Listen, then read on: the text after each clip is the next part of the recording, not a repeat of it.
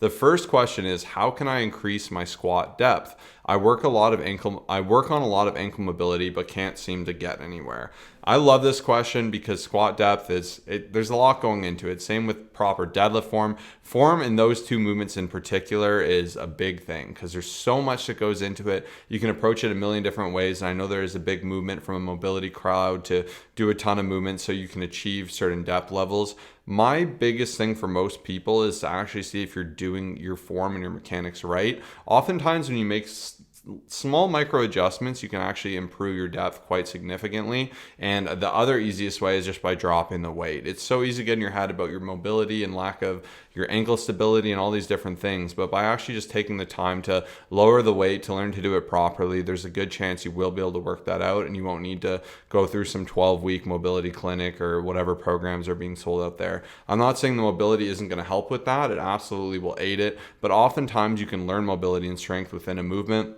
Fantastic thing about full range of motion is you're actually working your muscles and effectively stretching your muscles by actually engaging them in this full course of movement, and that can create a healthy range of motion as well as stability from that muscle. So for squat in particular, the biggest mistake I'd say is shoes. A lot of people have the wrong shoes. They'll end up super far on their toes, and you'll find naturally when you do this, it's really hard to sink down into a squat. When you actually get an Olympic lifting shoe or a squat shoe, you'll have about, I believe, half an inch to 0.75 of an inch of extra lift, and this mimics you actually standing on plates. So if you've ever done squats where you stand on plates, you drive your heel into that plate, you'll find it's really easy to get depth and it fixes most people's problem. This is where having a shoe with good stability that puts you in the stronger position is absolutely advantageous, and why I believe investing the $75 to $200 or whatever it is for those shoes is good. Everyone jokes, well, my buddy jokes, because my shoes, I believe, are 11 years old. I've had them for 8 years, and one of my friends had them for 3 years before. I know it sounds gross, but they're not nasty at all. They've been really, really solid. I've taken good care of them.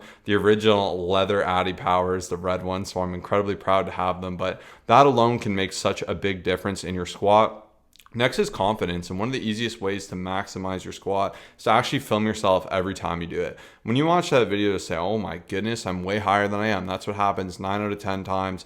When you're looking for parallel, what parallel is, if the creasing of your hip, so if you feel around your pelvis, should be about in line with your knee, and that is the easiest way to know if you are indeed parallel. Most people will be, I would say, 6 to 12 inches above this. People will be a lot higher than they think, and even myself, when I started, I had the same mistake. You start filming yourself, you'll notice how easy it is for you to get into that. And why it's important not only to film yourself once, but to keep filming yourself, especially when you're learning, is you'll find as that weight gets heavier, you start to compromise that depth a little bit, and you trick yourself into thinking you're getting stronger, but you're just getting worse form, and it's going to be harder to undo it. I'd rather see someone squatting a plate, 25 on each side, whatever it is, really properly, than someone loading up 4 plates, doing quarter reps. You're just repping it out for ego and you're getting nowhere. So my biggest tips are actually work on the movement. If you're really bad with barbell and there's too much going on there, there's no shame in starting with dumbbell work. I'll have most of my clients start there and advance into barbell work because I believe it's a natural progression. You can start by actually doing goblet squats. You can start by doing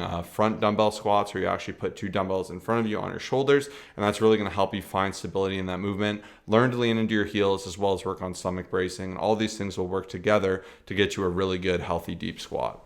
I love that Josh mentioned dropping the weight, because I know for a fact a lot of people can have a better squat, better looking, and just get more benefits from going from 2 plates down to 1 plate. And you know, some people will say, oh, well, you know, I'm not getting as much overload, this and that, but it's also you're missing a quarter or at least half to maybe even 3/4 of the movement. So you're effectively not hitting all the muscle groups that the squat should be targeting, right? You don't have to be going butt all the way down to the ground. That used to be a thing that people would say. It doesn't have to be that low, but like Josh was mentioning, parallel, and even just using a box sometimes could be helpful, because at least it can kind of force you to kind of get the understanding. Even still, sometimes the boxes are a little too high, but at least to kind of force yourself to touch your butt down to the box can give you the right idea and kind of get you into the right, you know, movement pattern, and just give you that kind of cue. Okay, cool, we're moving in the right direction. And then even like, yeah, just I do believe that if you incorporate a little bit of hip mobility here and there, past everything that Josh said, like for me personally, I feel like a lot of people just day to day, because they're sitting, because they don't walk as much, they don't do any of this stuff.